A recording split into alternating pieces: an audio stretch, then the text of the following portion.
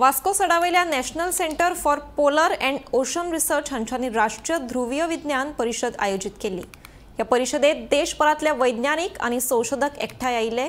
परिषदेत ध्रुवीय आणि महासागर संशोधनातल्या ताज्या घडामोडींचेर सखोल चर्चा जाली। हवामान बदल, हिमविज्ञान, दर्यांतली पर्यावरण यंत्रणा, ध्रुवीय तंत्रज्ञान या विशयांचेर सहकार्य आणि गिन्यानाचो आदान प्रदान वाडप हो या परिषदेचो हेत आशिल्लो। Obviously, what's really important for us to recognise is that the pace of change in Antarctica is accelerating.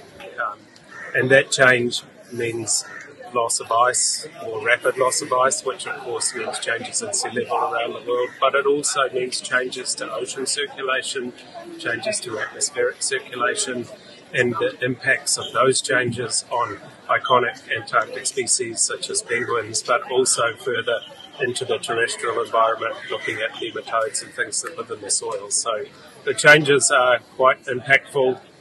They are more rapid than we expect. And it really is time to pay attention to what we might do about it and how we might respond and not just mitigate, but actually how we might now adapt to some of those changes that are inevitable. So SCAR is certainly involved in helping lead the scientific programs in the Antarctic and bring the 46 member nations of SCAR together to work collectively. But it's also equally involved in helping ensure that information, that research information is available for policymakers and for people to understand. The conference on polar science essentially was originally, the idea came to, have a network within the country, within India, actually to involve all young scientists as well as the middle level as well as senior scientists together to have a potential collaborations among the institutions within the country, as well as to think about strategies and ideas for doing science in a better way.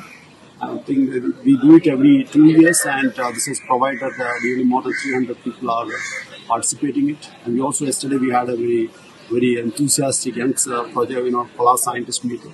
So this altogether actually provides an impetus to actually how, as the globe is changing and so is the polar regions, how ultimately we will, how do we understand them better.